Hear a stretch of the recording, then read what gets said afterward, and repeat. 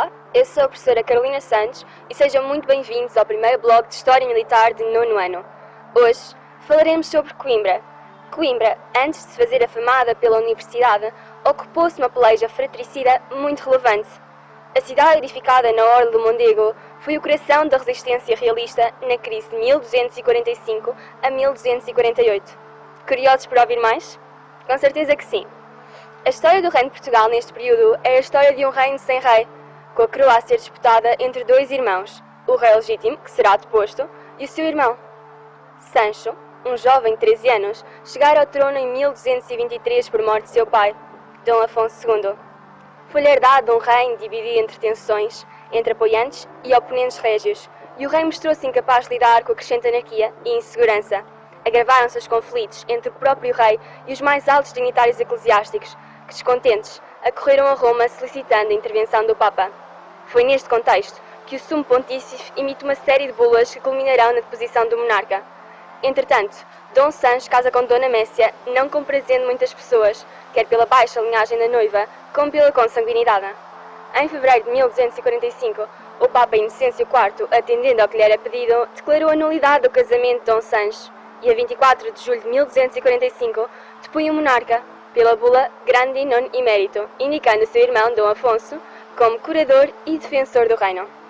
Principiava assim a Guerra Civil que marcará Portugal a ferro e fogo durante os meses seguintes.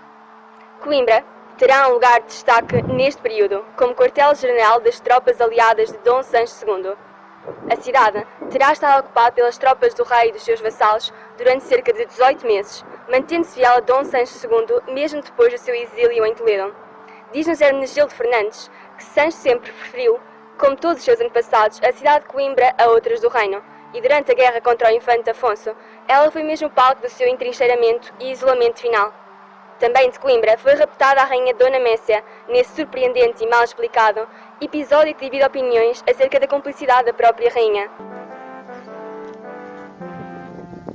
Dom Afonso, regressado de França, onde se havia tornado conde de Bolonha, chega a Lisboa, cidade que apoia a sua causa e que, pela sua centralidade, deu uma excelente base de operações para poder proceder ao avanço em direção a Coimbra, onde Sancho se encontrava com o grosso das suas forças.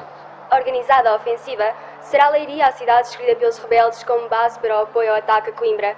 No decurso desse ano, Dom Afonso foi ganhando terreno, tendo conquistado ou recebido a submissão de um número considerável de praças fortes ou de fortalezas.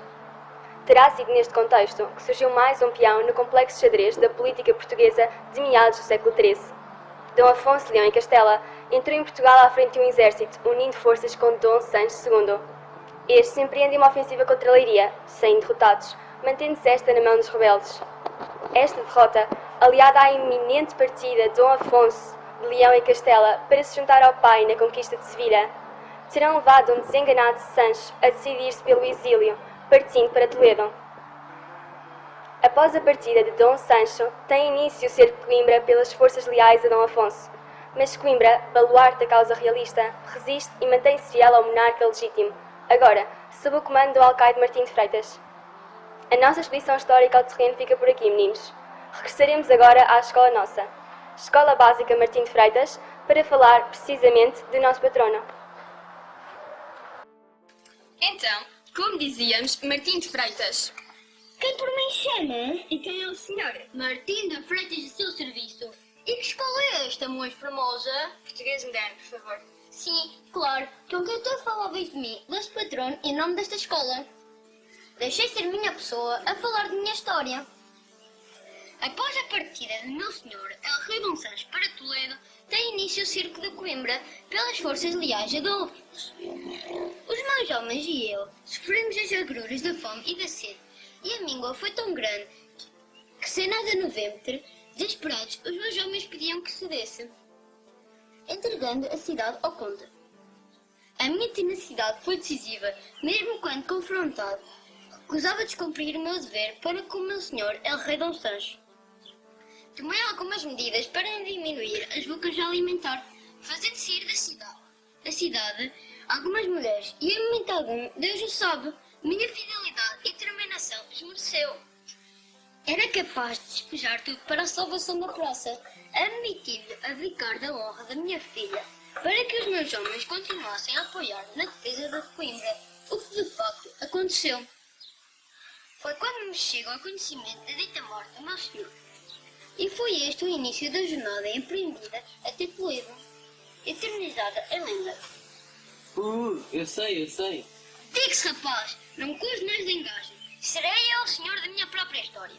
Retomando a narração, chegou-me aos ouvidos que meu senhor, el rei Dom Sancho, havia aparecido, mas não o aceitei como certo, sem meus olhos o verem.